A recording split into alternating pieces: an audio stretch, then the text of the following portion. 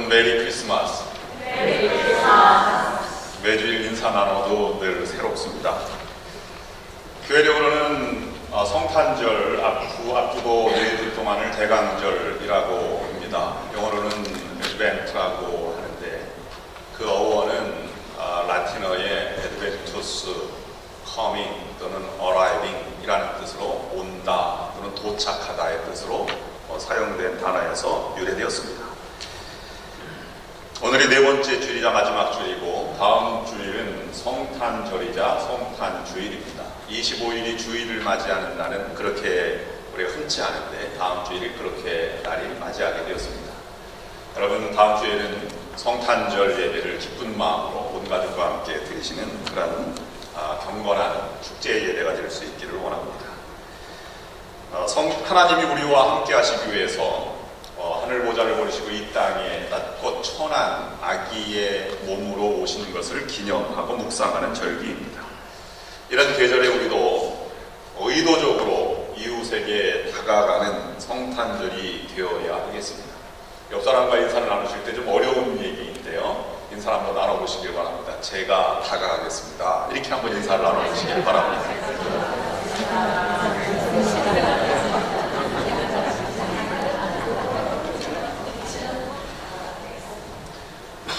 네, 감사합니다. 성탄절 이야기 가운데 공통적으로 느끼는 것은 마음을 활짝 열고 받아들이며 아기 예수께 다가갔다는 이야기들입니다. 적어도 아기 예수를 경배한 이들이 그랬습니다. 동방박사나 아니면 목자들이 그러하였습니다. 오늘 본문에 있는 요셉도 받아들이기 어려운 현실인 것을 마음을 같이하고 성령께서 열어주시는 마음을 받아들이고 그리고 함께 마리아와 함께 하나님의 뜻을 이루어 갔습니다. 함께 한다는 것은 하나님이 나 같은 죄인도 받아주시는 것처럼 이웃의 형편과 처지와 상관없이 다가가고 받아주는 과정입니다. 성탄절의 최고 의미의 가치는 자리를 이동하는 것입니다. 높은 자리에서 낮은 자리로, 화려한 하늘 보좌에서 초라한 땅의 역사 속으로, 그리고 하나님의 자리에서 인간의 자리로 내려오는 비움, 자기 비움의 자리입니다. 높은 자리에서 생명을 누리는 것이 아니라 고통 가운데 생명을 나누는 낮은 자리로 하나님께서 인간의 몸으로 성육하신 사건입니다.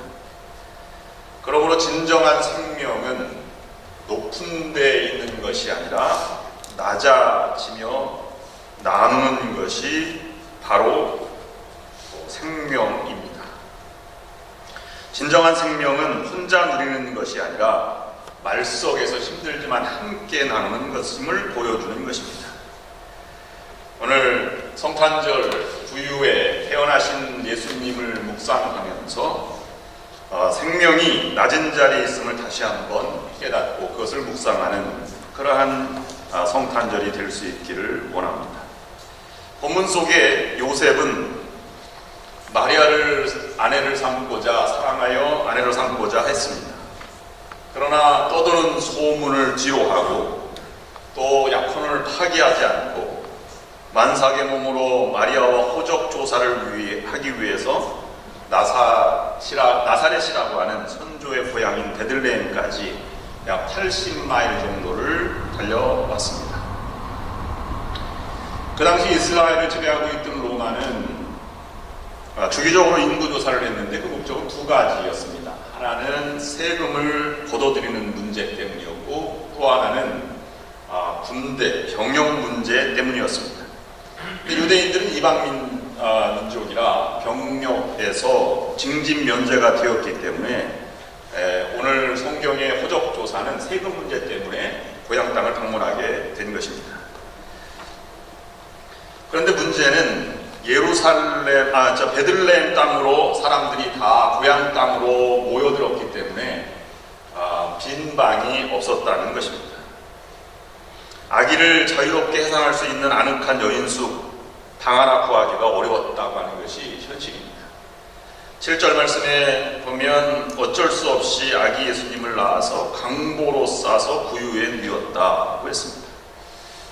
당시에 그 여관을 보면 주인집이 큰 집에 있고 그 주변에 굴처럼 생긴 집들을 이렇게 불을 파서 놓고 그 다음에 오는 손님이 그 방 안으로 들어가서 잠을 청하였는데 그런 굴같이 생긴 곳도 꽉 차 있었다고 하는 것입니다. 주인이 제공하는 것은 마당 한가운데 있는 화덕과 그 다음에 짐승에게 먹일 사료를 제공해 주는 것 뿐이었습니다. 결국 오늘 우리의 눈으로 볼 때 이렇게 보잘것없는 여인숙방도 사람들이 차고 넘쳐서 들어갈 수 없어서 구석 여물통에 들어가야 했던 이 마리아와 요셉의 형편을 찾아보게 됩니다. 아마 이 정도면 우리가 포기하거나 어려움 속에 절망하고 말 것입니다마는, 그러나 마리아와 요셉은 작은 동굴이라도 작은 구석이라도 찾아서 아이를 해산할 수밖에 없었습니다. 낮아지기도 쉽지 않은 이 현실을 우리에게 보여주고 있는 것입니다. 이 어려움을 뚫고 낮아졌을 때가 진정한 낮아짐이라고 말할 수 있습니다. 자기의 형편과 처지를 뒤로하고 자기의 생각과 판단을 뒤로하고 자존심과 명예를 뒤로하고 낮아진 것이 진정한 낮아짐이라고 볼 수 있는 것입니다. 그래야 하나님이 우리와 함께 하시고 임마누엘 되신 성탄이다 라고 하는 것을 오늘 본문 말씀 우리에게 전해주고 있는 것입니다. 하나님이 함께 하신다는 의미는 함께 즐거워한다, 함께 즐긴다는 의미와는 전혀 다르게 해서 내가 다가가겠습니다, 제가 함께 하겠습니다 라고 우리가 말할 때에도 즐거움을 함께 한다는 것 보기보다는 고통과 슬픔과 인간이 겪을 한계점에서 함께 아파하고 위로하고 또 함께 있어주는 것을 우리는 함께 한다고 표현하기도 하는 것입니다. 우리가 성도로서 아니면 목사로서 아니면 그리스도인으로서 할 수 있는 것은 한계가 있습니다.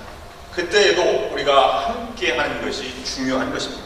내가 마지막까지도 함께 하겠다 하는 것이 진정한 위로가 되고 또 진정한 힘이 되는 것입니다. 1994년에 러시아 교육부가 미국에 있는 교사 두를 초청해서 이 교육의 현실을 잘 반영하고 또 균형을 맞추도록 그렇게 초청한 적이 있었습니다. 근데 미국에 있는 교사들이 러시아를 가면서 그곳에서 종교적인 것도 함께 신앙적인 관점에서 가르쳐도 된다는 허락을 받았습니다. 그래서 교도소나 사업장, 그다음에 소방서나 경찰서 또는 고아원들을 방문하면서 살아가야 할 윤리와 도덕 가치를 서로 나누고 가르치기 시작하였습니다. 그런데 한참 지난 다음에 성탄절이 가까워왔을 때 그 두 교사는 고아원, 큰 고아원을 방문하게 되어서 100여 명 앞에서 예수 탄생 이야기를 하였습니다. 베들레헴 마구간에서 태어나신 이야기, 또는 짐승이 잠자는 축사로 들어간다는 이야기며 만삭이 된 마리아, 또 짐승의 영을 통해서 아이를 출산할 수밖에 없었다는 이야기를 흥미진진하게 설명을 하였습니다. 모두가 다 귀를 쫑긋하고 들었습니다. 그리고 이야기를 마친 다음에 아이들이니까 공작 시간을 가져서 우리 마구간을 한번 재현해보자 이렇게 얘기하였습니다. 그래서 마분지 3개를 나누어주고 아기 예수가 누웠던 구유를 만들고 여물통을 만들어 보라고 하였습니다.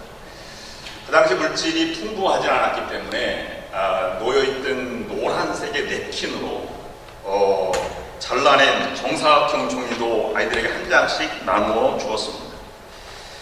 그리고 아이들은 지시를 따라서 종이를 찢어서 지푸라기도 만들고 이렇게 하고 또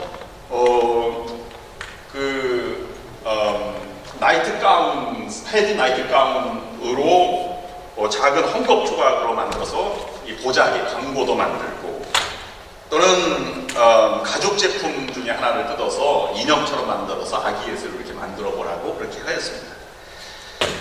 열심히 다 만들었는데요. 그 한 아이 구유를 보면서 거기 이상한 점이 발견되었습니다. 그 미샤라고 하는 아이의 구유에는 아이가 두 아이가 이렇게 누워 있는 것이었습니다. 아니 너는 왜 구유의 아기를 둘씩이나 누워 놓았냐? 이렇게 물어보았습니다. 그때 아이가 이렇게 대답을 했습니다. 제가 한 예수님을 만들어 두었는데요. 그 예수님이 갑자기 저를 쳐다보는 거예요. 그리고 저에게 이렇게 물으셨어요. 빈 방이 혹시 있니? 이렇게 물으셨던 거예요. 자기가 들은 얘기를 자기가 이제 얘기하는 것입니다. 근데 아이는 이렇게 예수님께 대답을 했다는 것입니다. 제가 보았는데 무슨 방이 있겠어요? 일가 친척도 없는 제가 빈 방이 있어서 예수님을 모실 만한 형편이 되겠습니까? 그렇다면 예수님이 저에게 얘기했습니다. 그렇다면 내가 너와 함께 있겠다. 그랬더니 이 소녀가 얘기했습니다. 안 됩니다, 예수님. 저는 고하고요. 저는 예수님과 꼭 그렇게 돈이 있어서 예수님에게 드릴 선물도 하나도 없어요. 그러니 저와 함께 있겠다는 말씀 하지 마세요. 그럴 때 예수님이 저를 쳐다보는 것입니다. 저도 예수님과 꼭 함께 하고 싶은데 함께 할 수 있는 것이 별로 없어서 예수님이 추워 보였습니다. 그래서 나는 함께 하고 싶고 그래서 내가 예수님 자리로 내려가서 있으면 어떨까 하고 예수님께 물어보았습니다. 제가 예수님을 따뜻하게 해보고 싶은데 그것이 예수님께 좋은 선물이 될 수 있겠어요? 라고 물어봤더니 예수님께서 이렇게 말씀하셨다는 것입니다. 미샤야, 내가 나를 따뜻하게 만들어줄 수만 있다면 그것은 일찍이 내가 받을 수 있었던 최고의 선물이 될 것이다. 그래서 저는 주저하지 않고 예수님 곁으로 가서 누운 것입니다. 이렇게 얘기했습니다. 그 말을 끝내고 나서 교사들은 흐르는 눈물을 감출 수가 없었습니다. 왜냐하면 아이가 자기의 형편과 처지를 바라보고 예수님께 다가온 예수님께 다가가는 모습이 보였기 때문입니다. 얼마나 외롭고 추웠으면 아이를 보면서 예수님 보면서 추위를 느꼈을까, 그리고 따뜻하게 만들어주고 싶었을까 하는 것을 생각하게 된 것입니다. 하나님은 우리를 위해서 이렇게 어려운 현실, 인간의 몸을 입고 이 땅에 오셔서 우리와 함께 하신 것입니다. 근데 하나님이 찾아오셨으니 하나님이 떠나가시기 전까지 우리와 함께 계속 계신 분이 하나님이십니다. 그래서 오늘 본문은 임마누엘이라고 하는 것입니다. 약혼자 요셉에게 마리아가 잉태된 사실을 알렸을 때 요셉은 아마 방설였던 것 같습니다. 가만히 끊고자 하였다라고 성경은 말하고 있고 20절에 보면 이 일을 생각할 때에 이렇게 표현하는 것을 보면 아마 망설였던 것 같습니다. 그런데 성령께서 꿈에 현몽하여서 그것을 받아들이도록 하고 이름을 예수라 하라, 임마누엘이 되리라, 이렇게 계시를 주셨습니다. 그것은 임마누엘이라고 하는 것은 이사야서 7장 14절 말씀에 있는 선지자들의 예언의 응답으로 그렇게 나오는 것이라 또 친히 일러 주었습니다. 성경에 하나님과 함께 하시고 끝까지 포기하지 않고 하나님과 함께 하신다는 표현을 했을 때에는 끝까지 함께 한다, 결코 떠나지 않는다는 것을 전제로 하고 있는 것입니다. 다윗은 시편 23편 4절 말씀에 내가 사망의 음침한 골짜기로 다닐지라도 해를 두려워하지 않을 것은 주께서 나와 함께 하십니다. 주의 지팡이와 막대기가 나를 안위하시나이다. 예수님도 마태복음 28장 20절 말씀에서 제자들에게 내가 너희에게 분부한 모든 것을 가르쳐 지키게 하라. 볼지어다 내가 세상 끝날까지 너희와 항상 함께 있으리라. 어느 순간만이 아닌 끝까지 영원히 함께 하시겠다고 한 말씀이 성경에 함께 하신다는 의미이고 오늘 예수님이 임마누엘로 오신 그 의미를 우리에게 전해주고 있는 것입니다. 그러면 예수님이 구유에 태어나시고 인간의 몸으로 오시고 성육신하시기까지 우리와 함께 하시기 위해서 오신 이 성탄절을 묵상하면서 우리는 현실에서 무엇을 함께하는 의미가 무엇일까 하는 것을 깊이 있게 묵상해 보게 됩니다. 저는 세 가지로 묵상하였는데요. 그것이 하나의 단계로 이렇게 가고 있는 것을 생각해 보았습니다. 첫 번째로는 낮은 자리로 가는 것이 함께하는 것이다 하는 것입니다. 두 번째는 낮은 자리로 가되 함께 아파하고 함께 하는 것이다. 세 번째로는 그 함께하면서 그에게 진정한 도움을 주는 것이 함께합니다 라고 하는 것을 묵상해 보았습니다. 첫 번째로는 낮은 자리로 가는 것이 함께하는 것입니다. 이 성탄에 이 하나님을 묵상하면서 우리는 함께하는 성탄절이 되도록 노력해 나아가야 할 것입니다. 본래 하나님은 하늘 보좌, 하나님과 동등된 분으로 여기셨으나 그 보좌를 버리시고 이 땅에 오셨다고 표현하고 있습니다. 오실 뿐만 아니라 우리에게 낮고 천한 자리로 오신 그것을 뚫고 또 육신의 몸으로 십자가 고통도 당하시고 또 대속의 죽음을 통해서 우리의 생명을 얻게 하시는 것이 예수님이 낮은 자리로 이동하신 모습입니다. 우리도 낮은 자리로 가는 것이 중요합니다. 그런데 낮은 자리로 가기까지가 쉽지 않다는 현실이 있습니다. 내가 당신에게 아니면 집사님에게 다가가고 싶습니다. 근데 다가가는 것이 쉽지 않아요. 왜냐하면 거기에는 오해가 있기 때문에, 오해라고 하는 장벽 때문에 다가가는 것도 쉽지 않습니다. 제가 강원도 양양에서 목회할 때 그 권사님이 그때 나이가 80세였는데요. 이름도 너무 아름다워서 제가 잊지도 않습니다. 잊혀지지 않습니다. 지금은 하늘 날아가셨지만 성함이 김선녀 권사님이십니다. 선녀처럼 아주 곱게 차려입으시고 주일날을 기다리시는 권사님이셨습니다. 그분에게 아들 5분이 계셨는데 막내 아드님이 유학을 가서 미국에서 목사 안수를 받았습니다. 침례교 목사 안수를 받으셨어요. 그래서 이제 아드님이 오신다는 얘기를 듣고 제가 주일날 강단에 세워서 말씀을 들었습니다. 몇 년 공부하셨습니까? 이렇게 제가 끝나고 나서 권사님이 계신 옆자리에서 물어봤습니다. 그랬더니 제가 신학 공부 2년을 하고 안수를 받았습니다. 저는 이렇게 대답했어요. 2년 동안 최선을 다해서 공부하셔서 축하드립니다. 근데 저는 진정으로 이렇게 말씀드리는 것인데 거기에 오해가 많이 있었습니다. 근데 2년 동안 공부해서 무슨 안수를 받았는가? 저는 침례교회 안수 과정이 우리랑 다르니까 그걸 염두에 두고 말씀하는 것은 아닌데 권사님은 그걸 염두에 두고 받아들였었어요. 저는 6년을 공부하고 5년 전도사 한 다음에 안수를 그때 받았으니까 11년 만에 받은 저와 비교해서 2년 만에 받았어 이렇게 얘기를 들으시는 것이죠. 그래서 그 다음에 교회를 안 나오시고요. 집에서 그냥 계속 계시더라고요. 그래서 저는 6개월 동안이나 거의 매일 갔습니다. 권사님 제가 잘못했습니다. 그랬더니 그 마음을 풀기까지 6개월이 걸리더라고요. 다가가기가 쉽지 않습니다. 여러분 다가갈 때에는 내 사랑이 다른 사람보다 더 클 때 장애도 딛고 다가갈 수 있는 것이 그 오해를 오해했으니 말고 접어준다면 그 사랑이 그만큼 크지 않은 것입니다.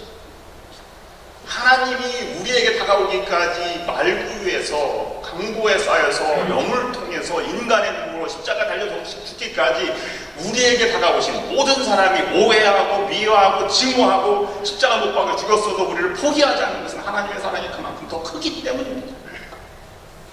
여러분 다가가십시오. 그래야 여러분의 사랑이 증거되고 함께한다는 의미가 확인되는 것입니다. 중간에 멎으면 다가감이 필요가 없는 것입니다. 더 중요한 것은 우리가 살다 보면 내가 의도적으로 다가가지 않고 낮은 자리로 내가 스스로 간 것도 아닌데 낮은 자리에 처할 때도 있습니다. 갑자기 하던 사업이 잘 안 되고 평화로웠던 집안이 풍지박산 나고 헤어나올 수 없는 수많은 문제들을 안고 살아가는 낮은 자리로 처할 때가 있습니다. 그런 사망의 음침한 골짜기로 지나가는 듯한 암울한 시간을 맞이할 때에도 우리는 낮은 자리로 오시는 예수님을 묵상할 수 있어야 하는 것입니다. 우리가 낮은 자리로 갈 때 하나님이 거기에 함께 하시는 것입니다. 내가 원해서 하든 원치 않든 낮은 자리는 하나님을 경험하는 자리요 복된 자리요 하나님의 능력과 성령의 힘을 얻는 자리이기 때문에 그 자리는 복되고 아름다운 자리가 되는 것입니다.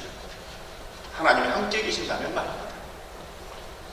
사자굴에 들어가도 하나님이 함께 하시면 절대 절망치 않는 것입니다. 풀무불에 들어간다고 할지라도 하나님이 함께 계시면 그 풀무불이 더 이상 우리를 해할 수 없는 것입니다. 애굽으로 팔려가도 광야에 있다 할지라도 하나님이 함께 하시면 반석에서 샘이 나게도 하고 하나님이 인정하는 데로 올라갈 수 있고 승리할 수 있는 것입니다.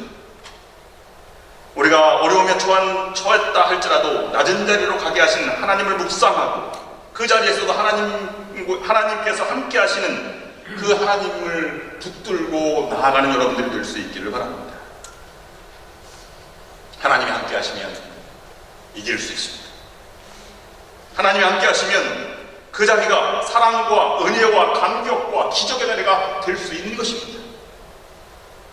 낮은 자리로 가기를 두려워하지 마십시오. 그 자리에서 함께 하시는 하나님을 기대하시며 이겨나가실 수 있는 여러분들이 될 수 있기를 주님의 이름으로 축원합니다.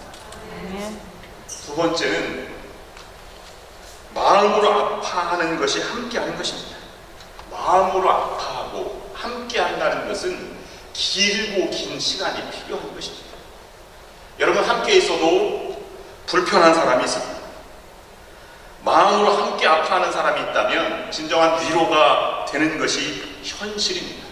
근데 그렇게까지 얼마나 많은 시일이 필요하겠습니까? 예수님도 우리와 함께 하시되 그냥 하나님으로 함께 하시는 것이 아니라 마음으로 함께 하시는 것입니다. 함께 아파하시고 예수님이 이 땅에 오셔서 고통과 여러 가지 천대와 멸시를 받으시고 또는 채찍에 맞으시고 십자가 달려 돌아가셨어요. 근데 우리는 이렇게 생각할 수 있습니다. 예수님이니까 그럴 수 있지. 아니 예수님은 아마 고통을 모르셨을 거야. 이렇게 생각할 수도 있습니다. 그러나 성경은 그렇지 않습니다. 우리와 같이 성령이 같이 아픔을 겪고 우리의 고통에 참여하신 분이라 이렇게 우리에게 말씀해 주고 계시지 않습니까? 그런 과정을 통해서 우리가 함께 있다고 하는 그러한 하나님을 경험하게 되는 것입니다. 늘 바빠서 아들과 놀아주는 시간이 없었던 아빠가 오늘 갑자기 청춘병력과 같은 소식이 들렸어요. 아이가 아프다는 것입니다. 그래서 아이를 병원에 데려갔더니 급성 편도소음이라 수술을 해야 된다고 말했습니다. 수술하는 동안 아버지는 아들 곁에 한시도 떠나지 않고 보살펴주고 있었습니다.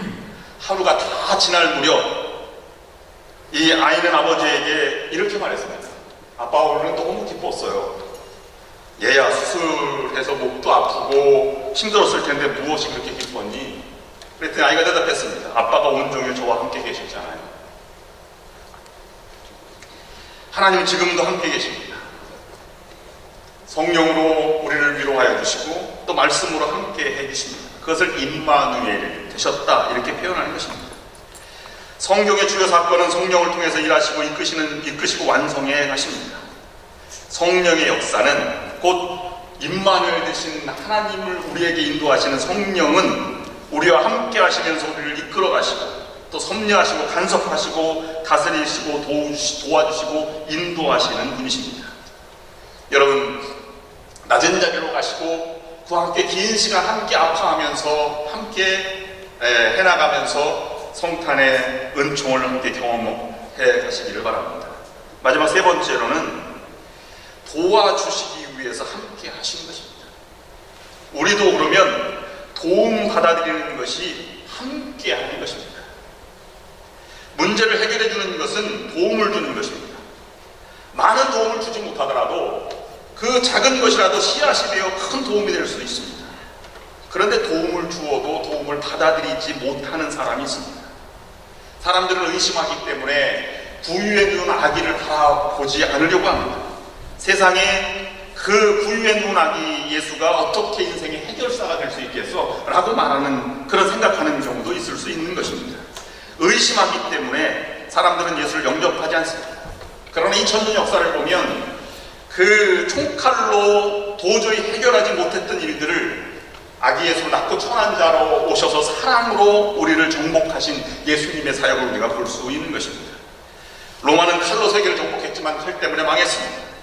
그러나 예수님은 사랑과 용서 하나로 세계를 정복하게 된 것입니다. 우리를 생각해 볼 것이 있습니다. 너무 속고 판단하며 살아가는 세상에서 우리 자신도 마음을 닫아버리는 경우가 많이 있습니다. 다른 사람의 도움을 쉽게 받아들이지 못합니다. 그러나 낮아져서 아파하며 도움을 청해오고 도와준다면 여러분 받아들이십시오. 거기에 자유함이 있고 따뜻함이 있는 것입니다. 성탄절에는 성탄 선물도 주고 카드도 씁니다. 그런데 카드를 시간이 남아서 그에게 카드를 쓰는 사람은 세상에 없다고 봅니다. 자기도 너무 힘들고 피곤하지만 정성스럽게 그 카드 한 장을 써가면서 그를 기억하는 것이죠. 선물도 너무 돈이 많고 뭐 이래서 선물을 주는 사람이 어디 있겠습니까? 자기 혼자 살아가기도 바둥바둥한 세상에서 그분에 대한 고마움을 표현하려면 이것도 부족한데 그래도 내가 이 정성이나마 전해주면서 은혜를 보답하는 심정으로 카드 하나, 선물 하나를 준비하는 건 아니겠습니까? 그 마음을 받아들여야 우리가 하나가 될 수 있고 함께한다는 의미의 큰 능력을 발휘할 수 있는 것입니다. 오래전에 캘리포니아에서 폭스바겐 차가 도난당했는데요. 잃어버린 주인이 경찰에 신고했고요. 경찰도 그 차를 추적했는데 급하게 찾는 일이 한 번 있었습니다. 그래서 경찰은 라디오, 텔레비전에도 생중계를 하고요. 그 다음에 차를 추적하기 위해서 갖은 방법을 다 동원했습니다. 이유는 차량 절도범을 보호하기 위해서였습니다. 차를 훔친 건 어쩔 수 없지만 잃어버린 사람은 자기 차 안에 쥐가 있는 것을 알고 아주 독한 독약을 탄 과자를 운전석 반대편 조수석에 놓았다는 것을 경찰한테 얘기했어요. 절도범은 라디오를 통해서 자기를 추적한다는 걸 알고 점점 더 피해서 깊은 산속으로 들어갔습니다. 도와주려고 했던 것을 오히려 피해하면서 자기가 피해를 당하게 된 것이지. 오늘 이 사건을 통해 묵상하면서는 우리도 피와 비슷한 생각을 가지고 살아가는 경우도 많이 있다고 생각을 합니다. 믿지 않는 사람들은 교회 다니면 너무 구속이 된다, 하나님을 알면 너무 힘들다라고 하는 것으로 자꾸 자유함을 위해서 피해나가는데 더 자유함이 사라져버리고 맙니다. 예수 믿지 않는 사람은 그럴지 몰라도 예수 믿는 사람 가운데에서도 교회를 다니며 믿는다고 하는 사람들조차 때로는 하나님이 자기의 삶을 간섭하신다고 생각해서 멀리 도망가려고 하는 사람도 있다고 하는 것입니다. 그러나 그런 행동은 하나님의 도움을 받지 못합니다. 왜 그토록 많은 사람들이 다가오시는 함께 하시는 예수님을 묵상하면서 그 자유함에 못 누리고 살아갑니까?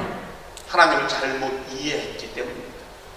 하나님 우리를 벌하시기 위해서 찾아오시는 분이 아니시라 나의 형편과 처지를 도와주기 위해서, 같이 아파하기 위해서, 늘 좋은 것으로 풍성하게 채워주기 위해서 우리에게 찾아오시는 분이십니다.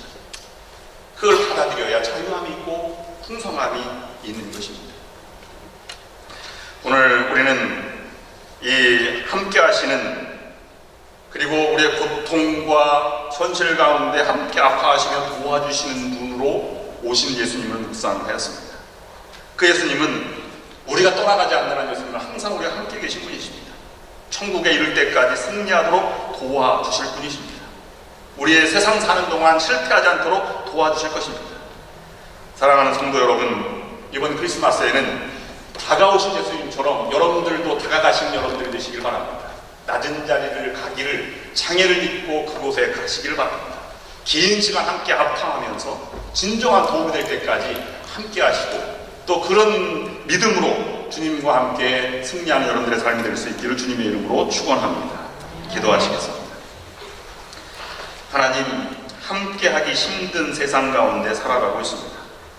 우리가 하나님을 부인하고 또 예수 그리스도를 영접하지 않아도 그의 영혼을 위해서 장애를 뚫고 찾아오시고 십자가에 달려 돌아가시기까지 뚫고 한계를 넘어서 우리를 사랑하신 것처럼 이번 성탄절에는 이와 같은 힘든 과정과 장애를 뚫고 다가가는 성탄절이 될 수 있도록 인도하여 주시옵소서. 그러므로 가정이 하나가 되게 하시고 교회가 하나가 되게 하시고 이런 우리의 삶이, 우리 공동체가 하나가 되는 성탄절이 될 수 있도록 인도하여 주시옵소서.